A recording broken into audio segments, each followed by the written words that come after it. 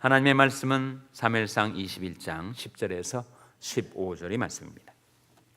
그날에 다윗이 사울을 두려워하여 일어나 도망하여 가드왕 아기스에게로 가니 아기스의 신하들이 아기스에게 고하되 이는 그 땅의 왕 다윗이 아니니까 무리가 춤추며 이 사람이 이를 창화하여 가로되 사울이 죽인 자는 천천히요 다윗은 만만이로다 하지 아니하나이까 한지라. 다윗이 이 말을 그 마음에 두고 가드왕 아기스를 심히 두려워하여 그들이 앞에서 그 행동을 변하여 미친 자고 대문짝에 거적거리며 침을 수염에 흘리며 아기스가 그 신하에게 이르되 너희도 보거니와 이 사람이 미치광이로다. 어찌하여 그를 내게로 데려왔느냐? 내게 미치광이가 부족하여서 너희가 이 자를 데려다가 내 앞에서 미친 것 짓을 하게 하느냐? 이 자가 어찌 내 집에 들어오겠느냐 하니라. 아멘. 할렐루야. 서로의 평강의 복을 기원하는 마음으로 샬롬 인사 나누시기 바랍니다. 샬롬. 샬롬. 오늘도 수요 새벽 기도에 잘 나오셨습니다. 교회와 교회학교 그리고 이웃을 위한 수요 중보기도 모임이 6시 50분부터 중보기도실에서 이어집니다. 오늘은 수요 예배가 저녁 시간에 있는 날이죠. 오늘은 특별히 사랑부 교사 헌신 예배로 드립니다. 우리 교회에 장애우들을 섬기는 사랑부가 있다는 것이 참으로 감사한 일인데, 사랑부에서 수고하는 교사들이 사랑부 식구들과 함께 헌신 예배를 드리는 이 수요 예배 여러분 많이들 오시기를 바랍니다. 오늘 설교는 우리 EM 목사이신 제임스 광 목사님, 곽제임스 목사님이 한국어로 설교를 하십니다. 한국어 설교도 잘 하는 것 같습니다. 여러분 많이들 오셔서 은혜 받는 시간 되시기를 바랍니다. 오늘 본 말씀은 다윗이 사울의 칼날을 피하여 그가 도주를 하였는데 어디로 피신하였다고요? 가드라는 블레셋의 5성 중에 하나 가드로 피하였는데, 그 가드라는 물론 작은 나라이지만 왕이 누구라고요? 아기스라고 나오죠. 10절에 보시면 그날에 다윗이 사울을 두려워하여 일어나 도망하여 가드왕 아기스에게로 가니, 블레셋의 5성 중에 하나인 가드 성의 성주, 왕이라고 불리우는 아기스에게로 갔습니다. 근데 아기스의 신하들이 다윗을 알아차렸어요. 왕에게 고하기를 이는 그 땅의 왕 다윗이 아니니까. 다윗이 물론 왕은 아니지만 사실상 이스라엘의 왕과 같은 지도자가 아닙니까? 무리가 춤추며 이 사람이 이를 창화하여 가로되 사울이 죽인 자는 천천히요 다윗은 만만이로다 하지 아니하였나이까.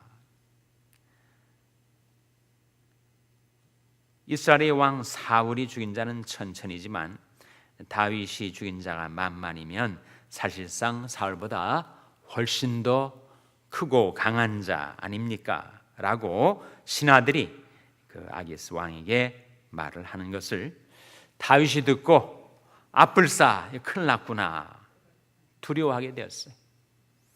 다윗이 말을 듣고 그 마음에 두고 가드왕 아기스를 심히 두려워하였다. 설상가상이란 말이 있지 않습니까? 눈이 내렸는데 거기에 또 서리가 덮인 거예요. 영어 성경에서는 from pan to fire라고 하죠. 이 프라이팬에 뜨거 있어서 거기서 뛰쳐나왔는데 이제는 불구덩이 속으로 들어가게 되는 거.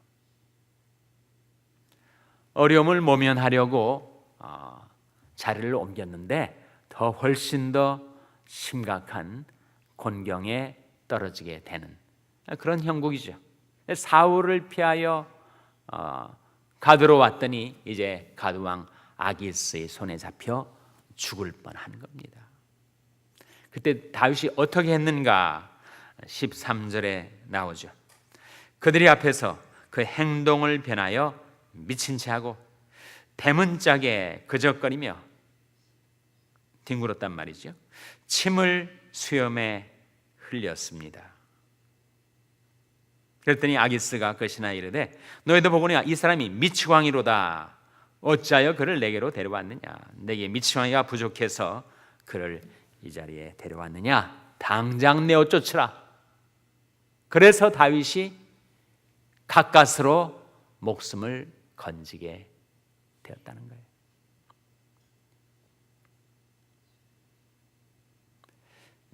한국의 명성교회 김상원 목사님이 장신대 강사로 초빙을 받아서 장신대 신학생들에게 말씀을 전하였는데 그 제목이 침을 흘리라, 그런 제목을 잡았다는 거예요. 침을 흘리라, 무슨 말이겠습니까? 바로 이 다윗이 지금 아기스의 손에 잡혀 죽을 뻔했을 때 거기서 모면하게 되는 것이 침을 흘렸기 때문이라는 거죠. 침을 흘렸기 때문에 미친 체하고 그야말로 정신이 나가버린, 정신이 돈 사람처럼 행세를 해서 그래서 그가 살아날 수가 있었다.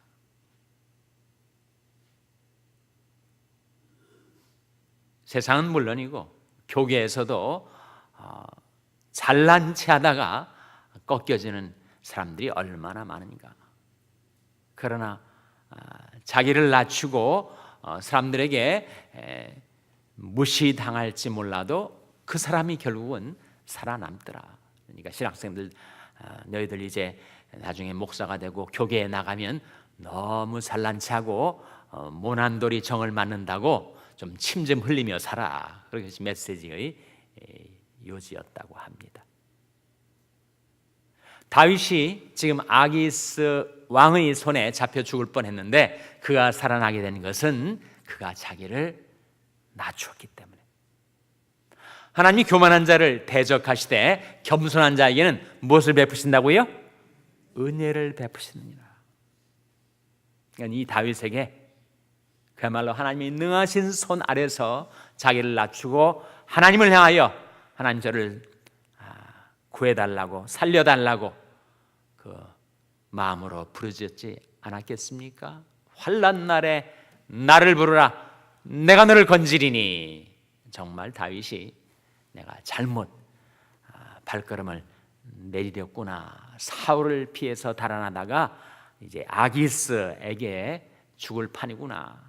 하나님 앞에 부르짖었고 하나님이 능하신 손에서 자기를 낮추었더니 하나님이 다윗에게 은혜를 주시되, 무슨 은혜를 주신 것입니까? 구원의 은혜를 주신 거죠. 구원의 은혜를. 우리가 예수 믿어 구원받게 된 것, 그 과정을 한번 곰곰이 생각해 보세요. 처음에는 복음을 들었을 때 사람들이 이렇게 통상 반발을 합니다. 내가 무슨 죄인이냐? 왜 내가 예수를 믿어야 하느냐? 내가 내 성실과 근면으로 얼마든지 내 인생을 살아갈 수 있고 내가 내 삶의 주인인데 왜 예수를 믿어 구원받으라 하느냐? 무엇에서 구원을 해줄 거냐? 자신이 죄인됨을 깨닫지 못하는 자는 구세주의 필요성을 깨닫지 못합니다. 그러니까 교만한 자는 자기를 모르고 자기 죄성을 모르고 자기 죄인됨을 알지 못한 채 교만한 자는 결코 구원받지 못합니다. 겸손한 자에게 구원의 은혜가 임하는 거죠. 다윗이 침을 흘렸기 때문에 하나님께서 그에게 구원의 은혜를 베풀어 주셔서 아기스에게서 살려내신 거 아닙니까? 구원이 그러한 것처럼 우리 인생도 그래서 우리가 하나님이 능하신 손 안에서 겸손할 수 있을 때 하나님께서는 때가 되면 그를 높여 주신다고 하셨습니다. 성경이 우리에게 보여주는 위대한 영적인 법칙, 그것은 정말 도덕적인 법칙인데 자연계에 자연 법칙이 있듯이 도덕 법칙이 인간계에 있는데 그것은 바로 자기를 높이는 자는 낮아지고 자기를 낮추는 자는 높아지리라 하는 법칙입니다. 예수님께서 복음서에 보면 2번이나 이 말씀을 하셨어요.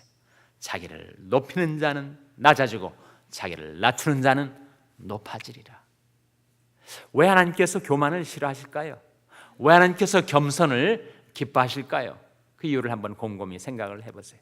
하나님이 교만을 싫어하는 것, 교만한 자를 미워하시는 이유는 그가 자기를 의지하고 세상을 의지해서 하나님을 더 이상 의지하지 않기 때문이죠. 하나님 왜 겸손한 자를 기뻐하시는가? 아무것도 의지할 것이 없어서 자기 모든 믿음을 살아계신 하나님께 두게 되기 때문입니다. 겸손은 신앙에 이르고 교만은 불신앙에 이른다. 그래서 하나님께서 겸손한 자를 기뻐하시고 하나님이 인자하심을 바라고 사는 자를 기뻐하시고 그렇게 하나님을 의지하고 또 의지하는 자를 구하시고 곧 구하십니다. 우리가 불렀던 찬송 326장에 후렴에 보시면 의지하고 또 주를 의지하면 주께서 구하시고 곧 구하신다. 예레미야 17장 5절 말씀 한번 찾아보시기 바랍니다. 예레미야 17장 5절 말씀.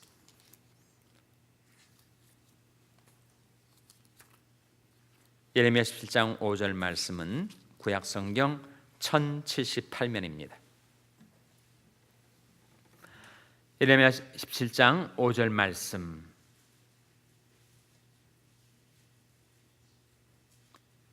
구약성경 1078면 예레미야 17장 5절 말씀 찾으셨습니까?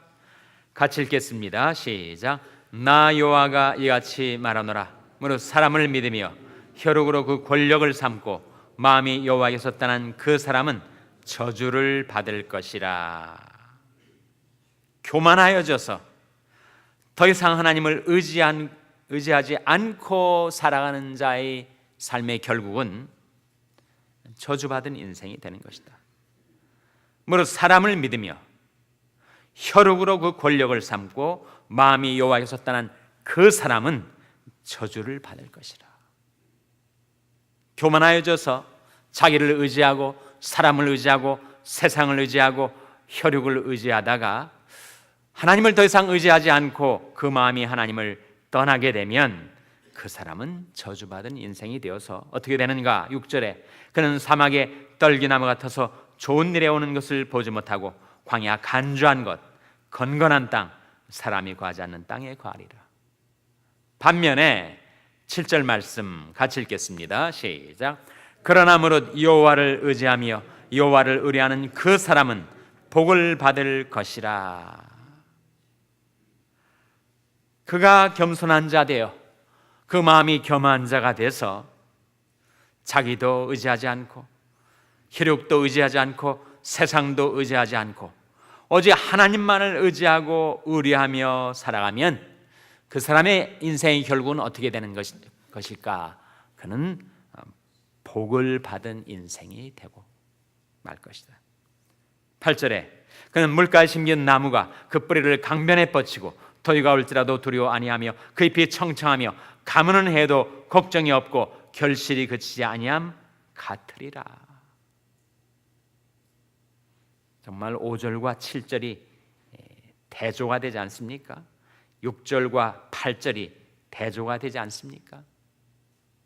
교만하고 불신앙에 떨어져서 하나님을 떠난 인생의 결국과 겸손하여서 하나님을 의지하고 의뢰하며 살아가는 인생의 결국이 얼마나 다른가?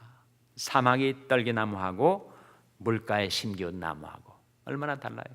물가에 심기운 나무는 주위 환경이 어려워서 가뭄과 더위가 올지라도 두려워하지 않고 그 잎이 청청하고 결실이 그치지 않게 되는 이유, 그 이유가 뭐라는 겁니까? 항상 그 뿌리를 어디에 뻗쳐 있기 때문이라고요? 강변에 뻗친 뿌리를 통해서 계속 수분이 공급되니까, 물이 공급되니까. 그 물이 뭘 상징할까요? 그 물이 바로 말씀이죠. 말씀. 죄짐에 눌린 사람은 다 죽게 나오라. 그 말씀 의지할 때 곧 평안 얻으리. 아무리 환경이 답답하고 괴롭고 현실이 암담하게 보여도 그 뿌리를 강변에 뻗쳐서 계속 말씀의 물, 말씀의 수분을 섭취하는 사람은 두려워하지 않게 되고 평안을 잃지 않게 되고, 그리고 결국은 하나님의 축복으로 그가 복 있는 인생이 되고 말 것이다 라고 했으니, 우리도 인생을 살면서 침을 흘리고 겸손하게 하나님이 능하신 손 안에서 나의 모든 믿음과 소망을 하나님께 두고 하나님을 의지할 때, 여러분도 물가에 심기운 나무처럼 그 뿌리를 강변에 뻗치고 그 잎이 청청하고 가뭄은 해도 걱정이 없고 결실이 그치지 않는 복 있는 인생을 살아가게 되시기를 주님의 이름으로 축원합니다.